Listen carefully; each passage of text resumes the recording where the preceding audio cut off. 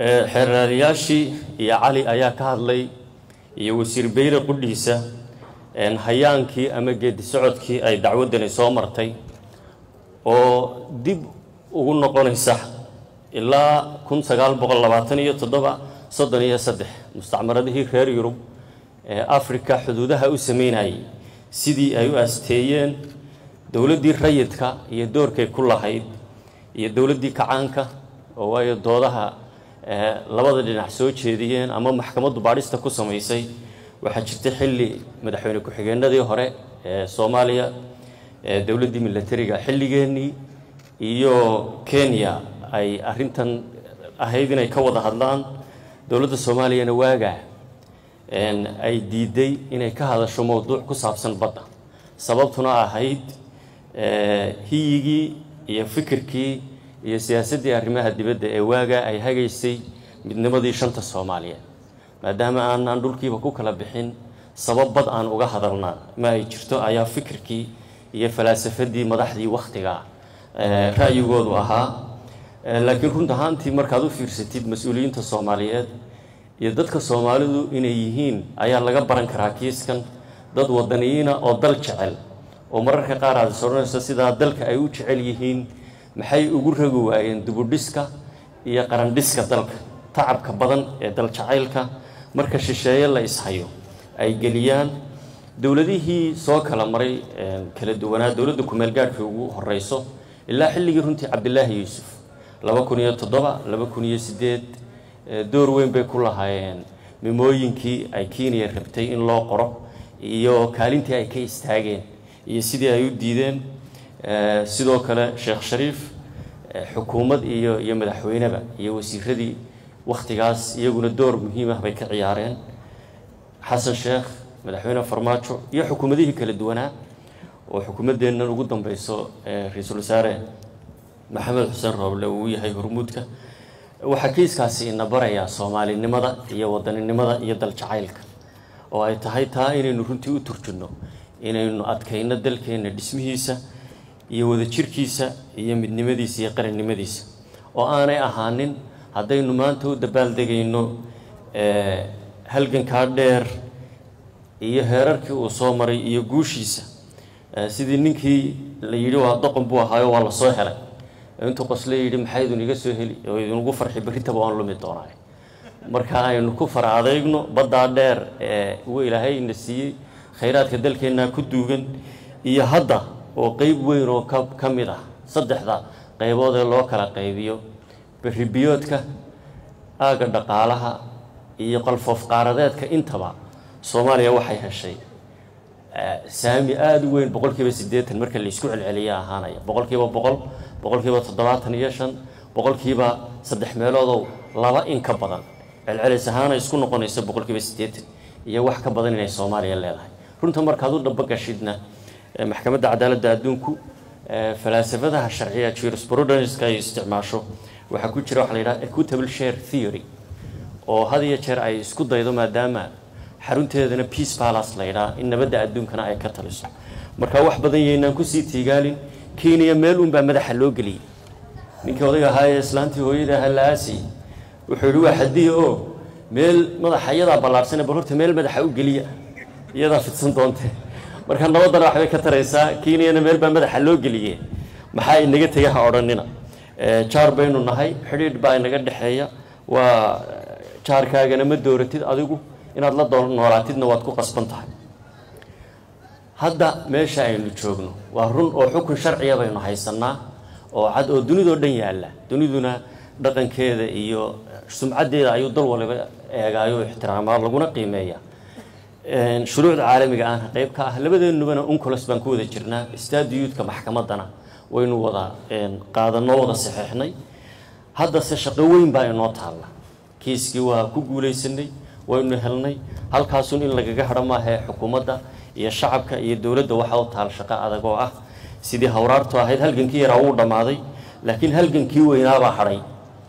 ee fulintii xukunkaas cadaaladda ku dhisan meel marintiisii waxyaabihii kala koobsanay oo dhinacyadii kala duwanaayay sharciga farsamada ee badda culuntan ku saabsan ee xuduuduhu waxay leeyihiin geography geomorphy waxay yiraahdaan geomorphy geophysics waxyaabahaas oo dhan oo Allah yarxama saalix oo aqoon dheer u lahaa ayaa lagu cabiraa aqoontaas waa u baahannahay farsamada tii sharci yaqaanka waan u baahannahay tii diblomaasiyiinta iyo wasaaradda arrimaha dibadda iyo xukuumadda waynu u baahannahay qaramada midoobay iyo meelaha kale ee ururadooda aynu ka mid nahay in lala halgamo waynu u baahannahay walka xeerlaaliin oo ka lahaa safaaradaheena in la xoojiyo oo waa runtii waliba shanta ugu waaweyn ee dunidu ku ururto haday tahay African Unionka haday tahay kuwa Carabta Masar haday tahay Kenya qudheedo qayb weyn safaaradeedaasi New York Geneva iyo Brussels waa meelaha dunidu isugu imanaysa diblomaasiyadda aad uga shaqeyso kiiskeeniina u baahan meel marintiisa iyo u sii loobi gareyntiisa in laga shaqeeyo waa hawlaha shaqo ahaan inoo yaala maanta walaalayaal hadaynu halkeenu taaganahay haddaba dalkani wuxuu u baahan yahay inuu kala nabad galo inuu nabad ku wada noolaado nabadna ku jiro nabadna ku hana qaado wixii khayraad iyo uu leeyahayna si nabada oo Ilaahay u calfay uu uga soo baxo meel dheer baynu ka nimid 19 dawladeenu way burburtay waa la yagleelay 2000 meel buu soo gaadhay maantana waxaynu maraynaa heer haddana ay tahay inaynu dhiig cusub ku shubno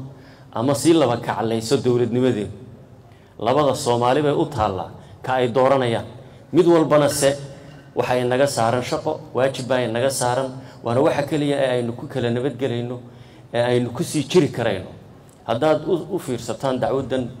casharada kale ee ku jira muddadii 19 ilaa 2005